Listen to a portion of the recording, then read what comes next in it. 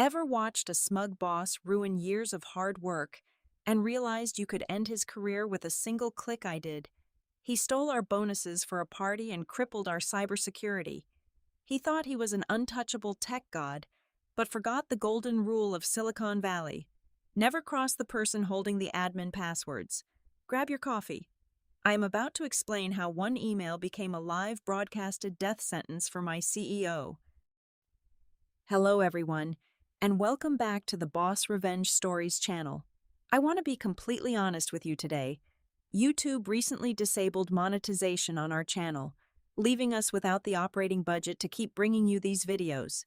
If you enjoy today's story and want to support us, please consider joining our Patreon community, where you can listen to exclusive true stories that are longer, more detailed, and feature multiple emotional voice actors, bringing the situations to life in ways we simply cannot publish on YouTube. You can easily join by scanning the QR code on your screen right now, or by clicking the Patreon link down in the description or the pinned comment of this video. Thank you so much for your continued support. And now let us get into today's story, told from the perspective of Natalia Perez.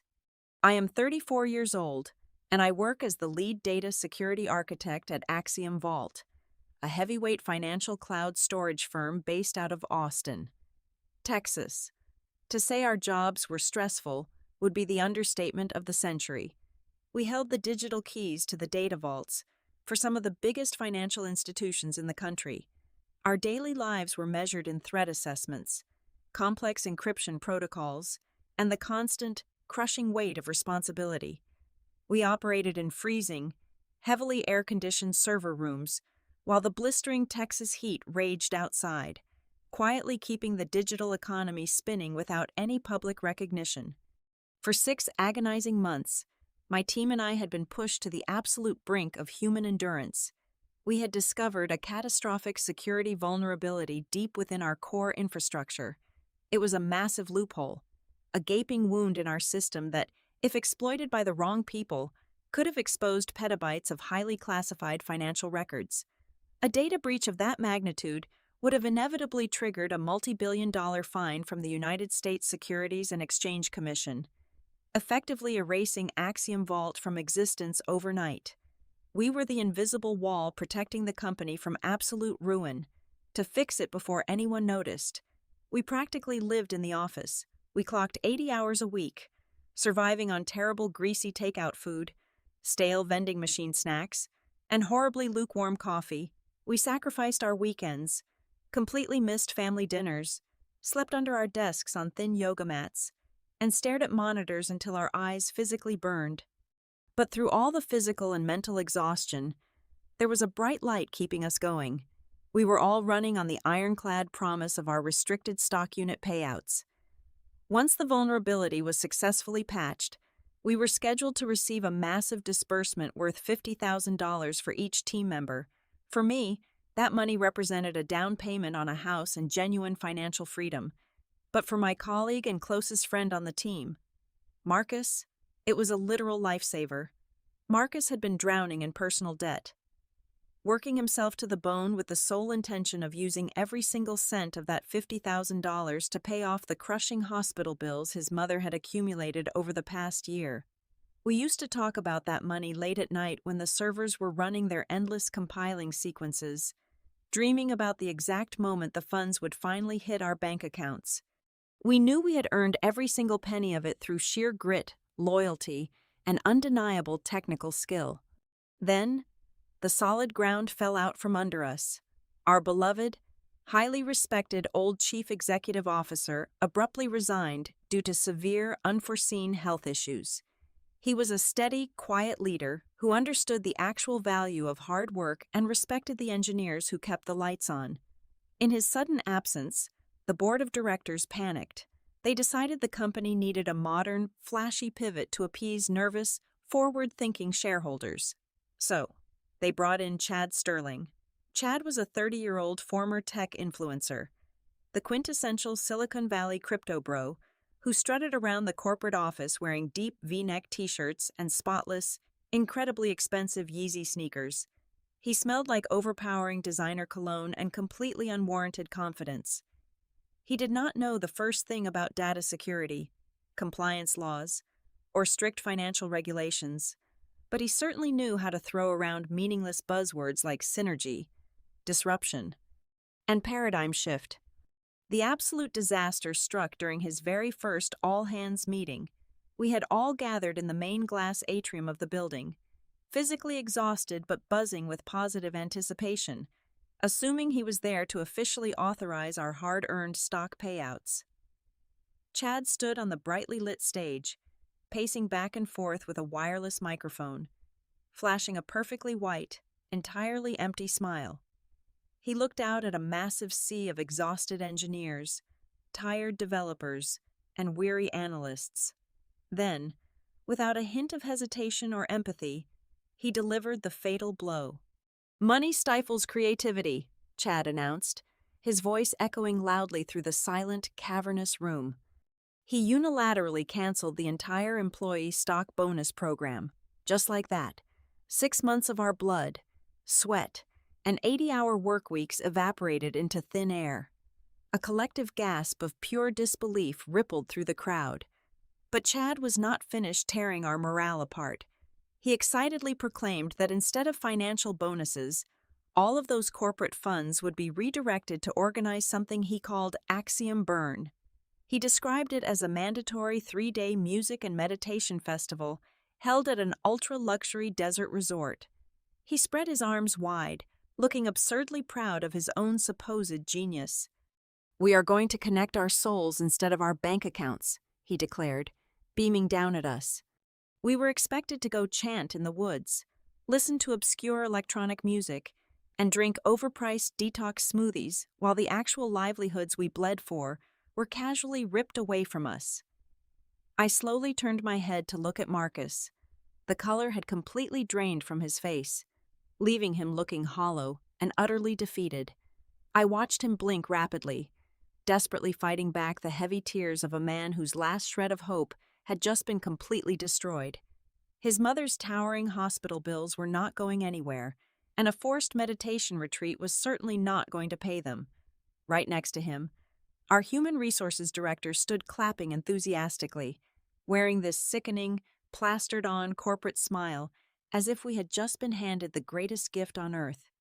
In that exact moment, the burning, white-hot anger inside me suddenly vanished. It did not fade away. It simply changed form. It crystallized.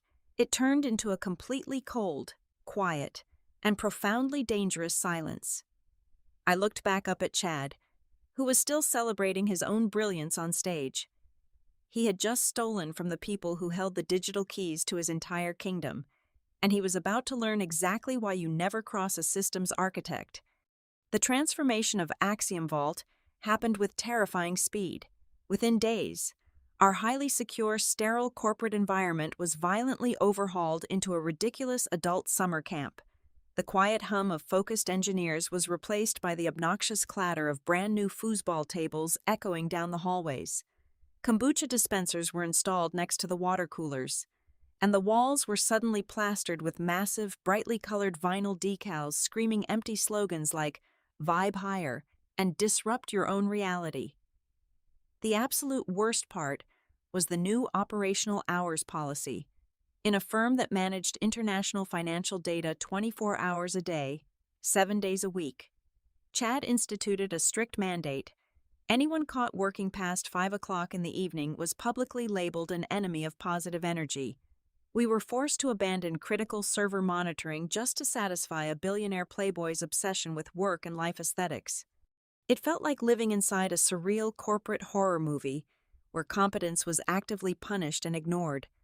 Then came the absolute worst case of nepotism I had ever witnessed. As if things could not get any more degrading. Chad brought in his longtime drinking buddy, a spectacularly failed nightclub disc jockey named Zane. Zane was immediately given a newly invented, absurdly high-paying executive title called Director of Experience Innovation. The man wore tinted sunglasses indoors, perpetually chewed on organic mint toothpicks, and possessed absolutely zero technical background. He literally could not tell the difference between a network router and a kitchen microwave. Yet, he was suddenly granted sweeping authority over user interface and platform accessibility, which inherently bled into our core security architecture. The true nightmare began during a mandatory cross-departmental strategy meeting on a Tuesday morning. Zane strutted to the front of the conference room, tapping his pen against the whiteboard. He casually announced his grand vision for streamlining the Axiom Vault customer experience. His master plan involved completely stripping away our mandatory two-factor authentication process. Worse yet, he demanded that we downgrade our core customer data encryption from our impenetrable 256-bit standard down to the absolute bare minimum, basic encryption tier. The heavy security stuff makes the application load way too slow, Zane complained, waving his hand dismissively as if he were talking about a lagging video game. It completely hinders the user communication flow. We need frictionless synergy. People want to log in and feel the breeze, not fill out digital paperwork just to see their portfolios. I felt the blood drain from my face. My heart hammered violently against my ribs. I stood up so fast my chair scraped loudly against the polished floor. I firmly explained that our current protocols were not optional features designed for user comfort. I laid out the technical facts, stating clearly that removing two-factor authentication and reducing encryption directly violated federal financial security standards. I warned them that altering those systems would instantly void our compliance certifications, opening us up to immediate federal audits and catastrophic data breaches. Chad leaned back in his plush leather chair, crossing his arms behind his head. He looked at me with a mixture of extreme pity and supreme annoyance. "Natalia, you are being a complete tech dinosaur right now," Chad sighed, rolling his eyes dramatically for the rest of the room to see. "You are clinging to the old world. You are dragging this entire room down with your toxic energy. We are a vibes-first company now. Stop being a barrier to innovation and just make it happen." The room fell dead silent. The humiliation burned fiercely in my chest, but I bit my tongue, knowing that arguing with a narcissist in front of an audience was a completely losing battle. I sat back down, watching in muted horror as the rest of the executive team nodded along with Chad, too terrified of losing their own high-paying jobs to speak up against the sheer insanity unfolding before them. That night, long after the office had cleared out to comply with the ridiculous 5 o'clock rule, I stayed behind, hiding in the shadows of the secondary server room. I logged into the back-end monitoring system to check the daily system logs. What I found made my blood run entirely cold. Zane had not waited for my team to implement his insane requests. Using a top-level super administrator account that Chad had recklessly granted him, Zane had logged into the mainframe himself. He did not just lower the encryption. In his bumbling, incompetent attempt to make the system run faster, he had completely deactivated the automated firewall protecting our VIP server cluster. This was the specific cluster holding the most sensitive, highly classified offshore accounts for our largest institutional investors. He had basically unlocked the front door to the bank, disabled the alarms, and left the vault wide open to the public internet. It was a ticking time bomb of unprecedented proportions. If any malicious actors scanned our network and found that opening, the data would be stolen in seconds. The terrifying reality washed over me in freezing waves. If that data leaked, Axiom Vault would not just face total bankruptcy under federal accountability laws. As the lead architect of record, my team and I would be the ones facing federal indictment. We would be the ones going to federal prison for criminal negligence, while Chad and Zane claimed total ignorance. They were about to destroy our lives because of their staggering stupidity, and I knew I had to do something drastic to stop them. I knew I could not confront them directly. A direct confrontation would only result in my immediate termination, leaving the door wide open for their catastrophic negligence to ruin my team and potentially expose millions of innocent people. So, I became a ghost within my own department. I needed a plausible, foolproof excuse to bypass the ridiculous 5 o'clock curfew Chad had mandated. I swallowed my pride and volunteered to personally oversee the technical integration for the upcoming Axiom Burn Festival. I told Chad I needed the late evenings to run comprehensive stress tests on the audio-visual synchronization for his grand stage presentation. He was so incredibly vain, so completely obsessed with the aesthetics of his own upcoming performance, that he approved my overtime request without a single second thought. As soon as the office emptied out and the neon motivational signs cast long, obnoxious shadows across the abandoned foosball tables, my real work began. I was acting as a hunter, meticulously laying out a snare in the dark. I was certainly not checking sound systems. I was meticulously constructing a digital black box. I requisitioned a standalone, air-gapped server module, a piece of hardware that was physically and logically severed from Axiom Vault's main corporate network. It was entirely invisible to the internal tracking software, a phantom drive that did not officially exist on any company ledger. Once the hardware was safely secured in a locked, unmonitored utility closet, hidden deep near the basement cooling units, I started coding. I wrote a highly specialized, lightweight stealth script, designing it to operate flawlessly like a digital parasite. It quietly latched onto the super administrator accounts that Chad and Zane were so recklessly using. The script had one simple, silent, and highly illegal directive. Every single time either of those two idiots bypassed a security protocol, disabled a critical firewall, or altered an encryption key, my script would instantly trigger in the background. It captured high-resolution screenshots of their active monitors and siphoned the raw system logs, documenting the exact keystrokes, the precise time-stamped commands, and the specific device identifiers. The sheer volume of their incompetence was staggering to witness. Night after night, sitting alone in the freezing server room, my ghost server filled with irrefutable proof of their gross negligence. I captured their unique Internet Protocol addresses logging into our secure mainframe from unsecured, public wireless networks at expensive downtown nightclubs. I secured complete, encrypted copies of our original, federally compliant security configurations.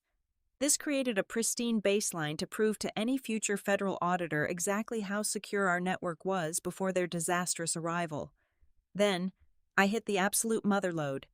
My stealth script snagged a series of direct Slack messages exchanged between Chad and Zane at exactly 2 o'clock in the morning.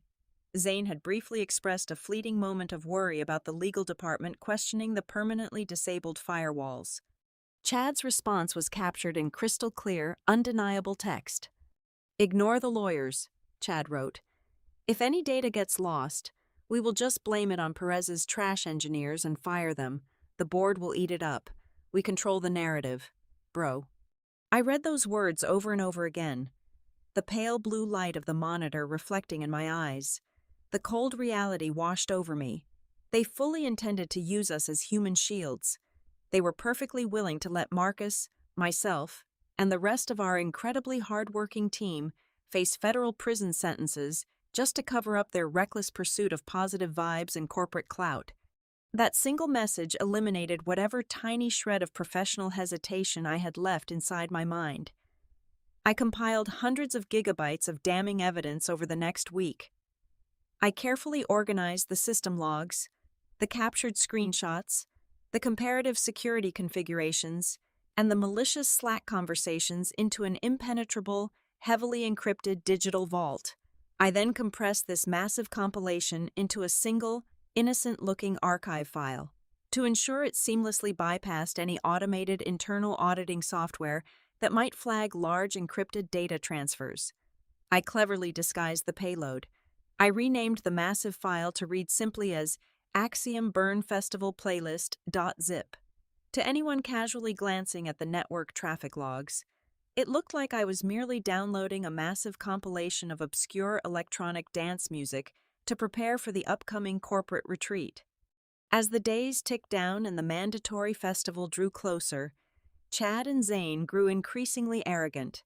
They paraded around the office like untouchable kings, utterly blind to the trap closing around them. With every pompous step they took, and with every security protocol they broke, my hidden file grew larger and heavier with their impending doom. The isolation during this time was the hardest part to bear. I desperately wanted to pull Marcus aside, to tell him that I had a solid plan, to reassure him that his mother's towering medical bills would not completely destroy his life, but I could not say a single word to him or anyone else. Plausible deniability was their only shield. If they knew anything about the black box or my unauthorized surveillance, they could be easily charged as co-conspirators in corporate espionage. I had to carry the crushing weight of this massive secret entirely alone, weaving my digital web in absolute silence, waiting patiently for the perfect moment to pull the thread and watch their empire collapse. We were exactly 2 days away from the absolute circus that was the mandatory Axiom Burn Festival. The entire office had descended into a chaotic, brightly colored blur of tie-dye shirts, neon wristbands, and packing boxes for the upcoming desert retreat. But inside my isolated workstation, the atmosphere was suffocatingly dark. A localized red alert, a silent alarm I had custom-coded into my hidden black box, began flashing furiously across my secondary monitor. I had quietly programmed this specific warning to notify me if any external entities noticed the gaping, unencrypted holes Zane had torn into our infrastructure. It was not a false positive. It was not a drill. A massive automated compliance sweep from one of our largest institutional banking clients was pinging our core servers. Their highly sophisticated proprietary scanning software had just hit the downgraded encryption layer that Zane had so recklessly implemented. It was bouncing back irregular signatures. It was only a matter of time, perhaps just a few hours, before their automated systems officially flagged the critical discrepancy, generated a massive failure report, and alerted federal regulators.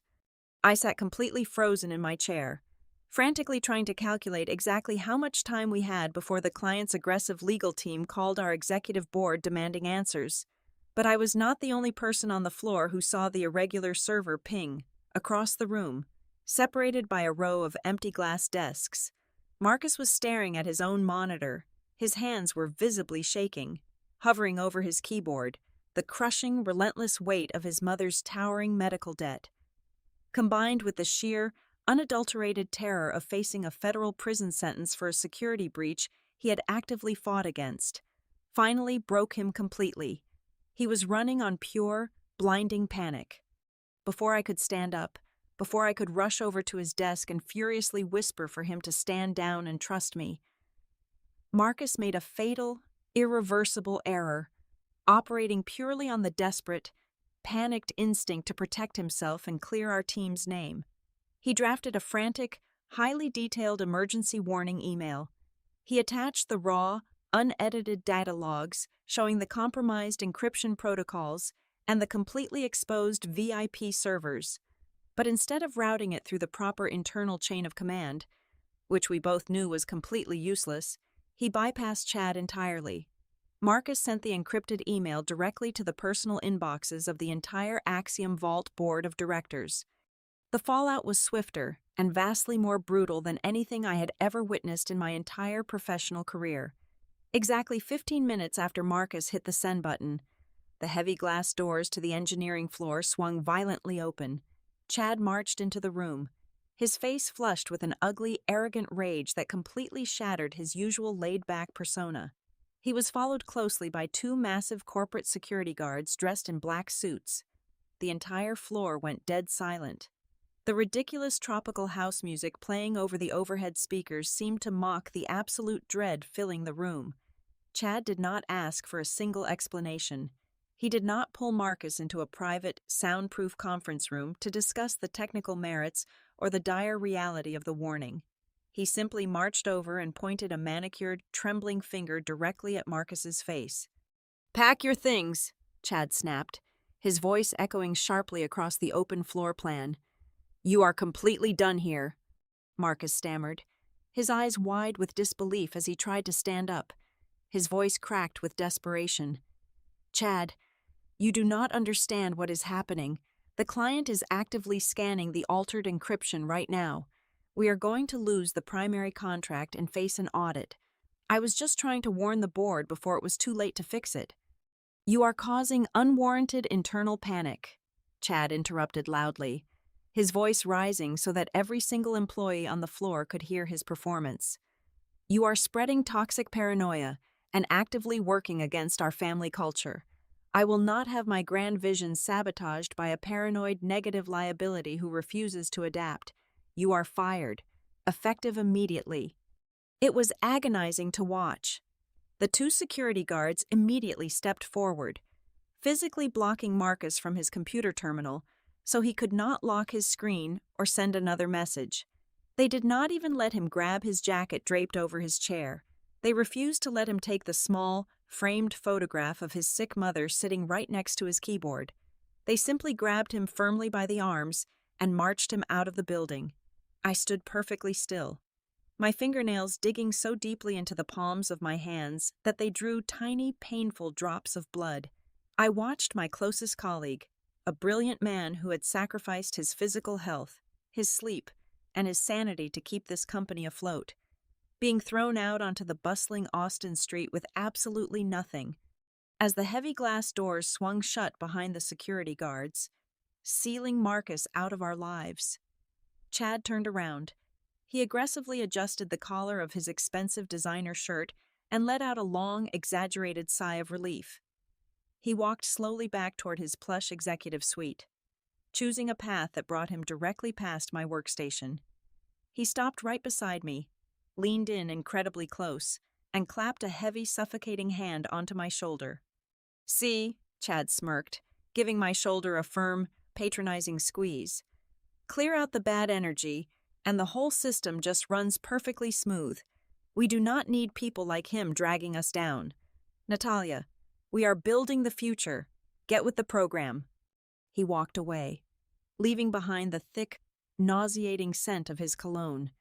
I did not move a single muscle. I did not blink.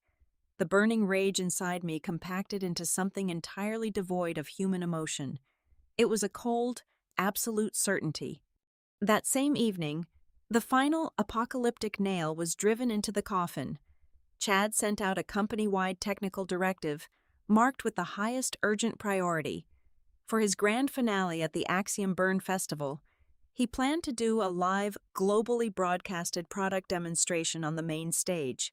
To ensure the demonstration ran flawlessly, without even a fraction of a second of loading delay, he officially ordered the remaining engineering team to open a direct application programming interface port. This specific port was to be routed straight into our core financial database, explicitly instructed to completely bypass every single layer of the company firewall. He literally demanded an unfiltered, completely unencrypted, high-speed digital highway straight into the central data vault, just so his live stream would look perfectly snappy for the cameras and the cheering crowd.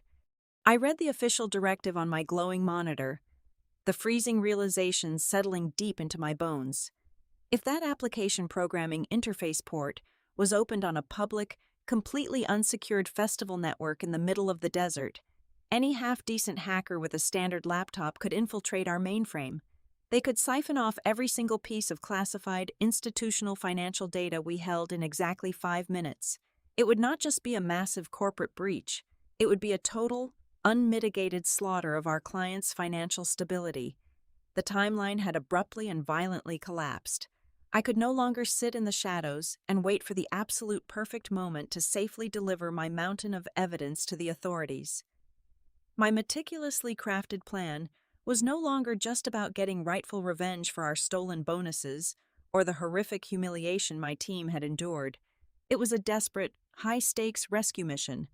I had to burn Chad's ridiculous empire to the ground immediately, before his staggering ego accidentally wiped out half of the digital financial sector. The Axiom Burn Festival finally arrived, and it was a grotesque monument to corporate vanity masquerading as spiritual enlightenment. Set against the stunning backdrop of an incredibly expensive, ultra-luxury desert resort, the entire event felt like a fever dream designed by a madman.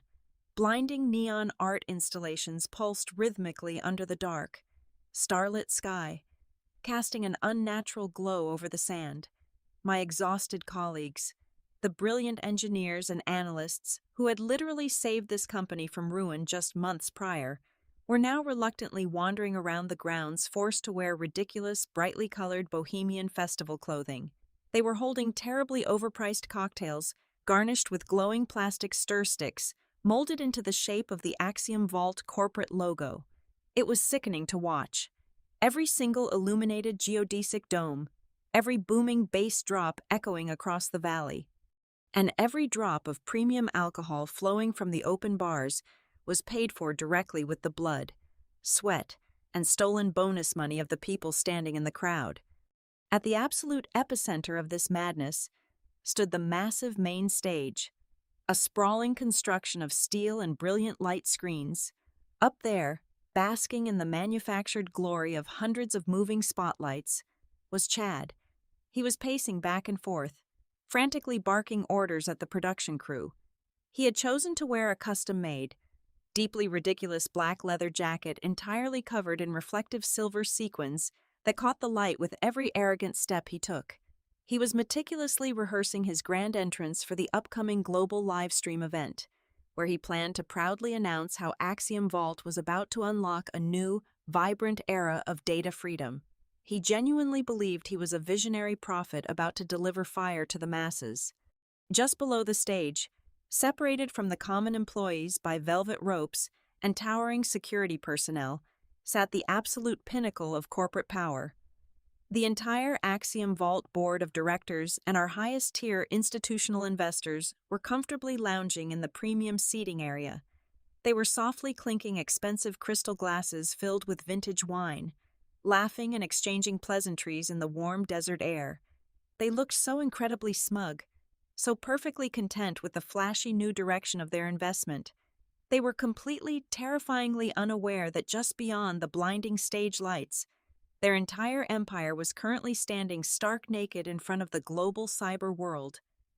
They had absolutely no idea that the digital vault holding billions of dollars in highly classified client assets was currently resting wide open, completely unencrypted and completely unprotected, waiting for the slightest breeze to knock it all down.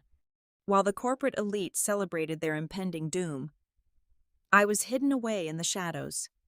I sat alone in the far back corner of the designated technical production tent, completely removed from the pulsating music and the flashing neon lights.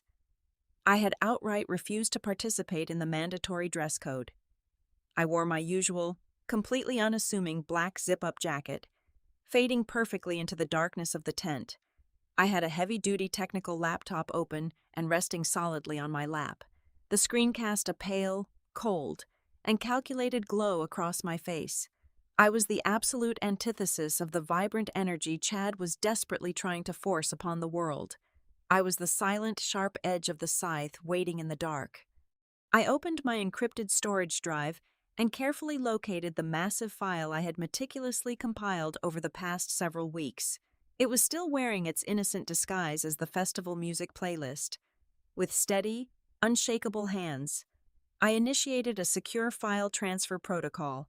I uploaded the massive zip file, containing hundreds of gigabytes of irrefutable, completely damning evidence, to an impenetrable, highly secure server hosted by an independent third-party legal firm.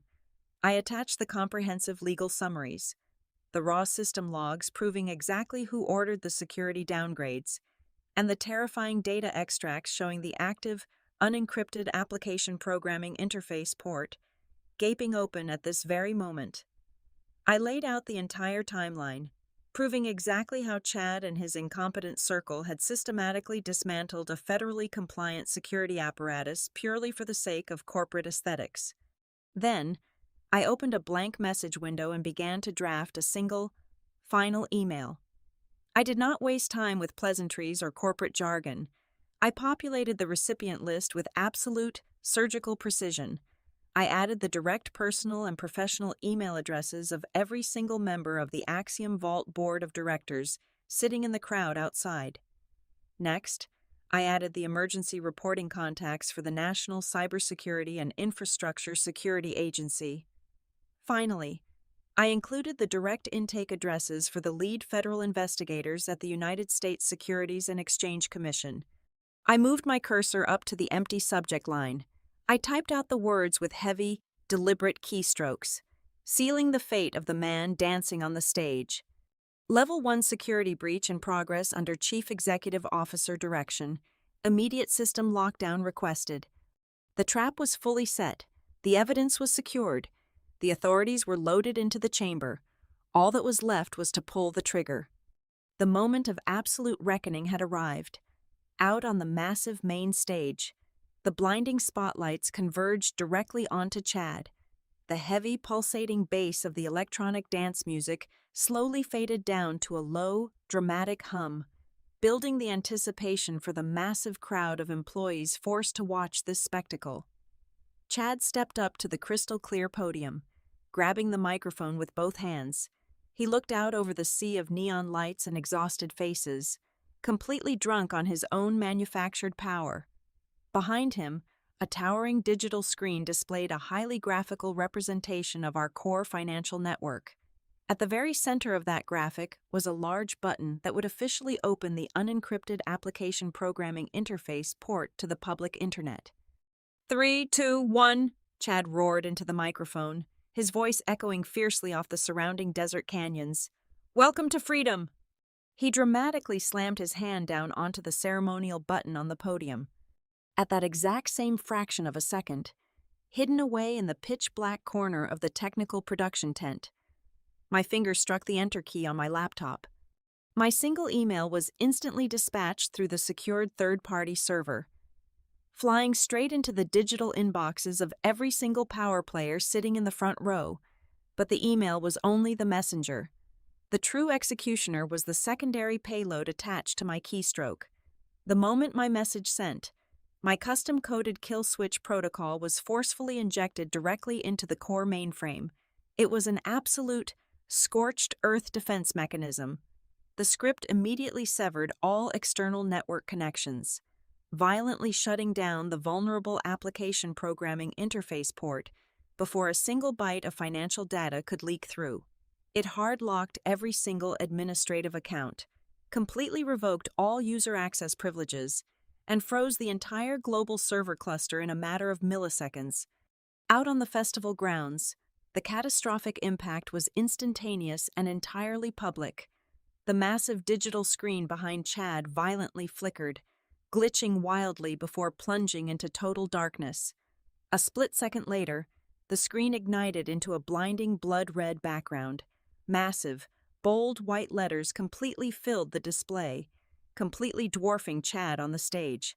The text read, "System lockdown by federal protocol." The upbeat, synthetic festival music died instantly, cut off mid-beat. The sudden, suffocating silence was immediately shattered by the deafening shriek of emergency cybersecurity sirens. I had specifically programmed the alert system to route through the festival's massive concert speakers.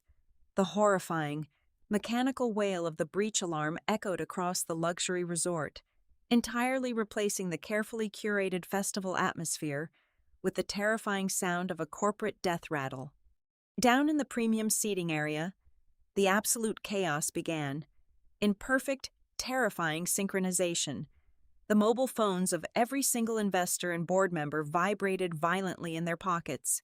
They pulled out their devices, their faces initially twisting into masks of mild confusion as they opened the emergency email. I watched from the shadows of the tent as that confusion rapidly mutated into sheer, unadulterated horror. They scrolled through the attached documents, their eyes widening as they absorbed the catastrophic reality of the unencrypted servers and the imminent threat to their billions of dollars in assets.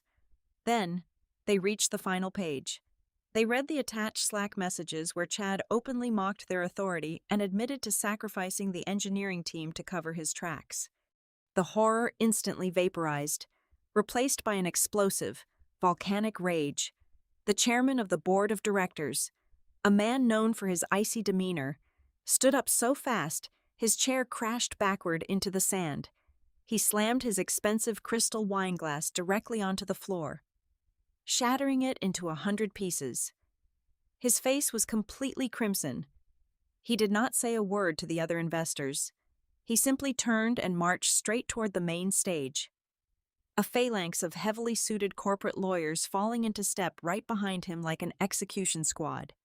Up on the stage, Chad was completely unraveling.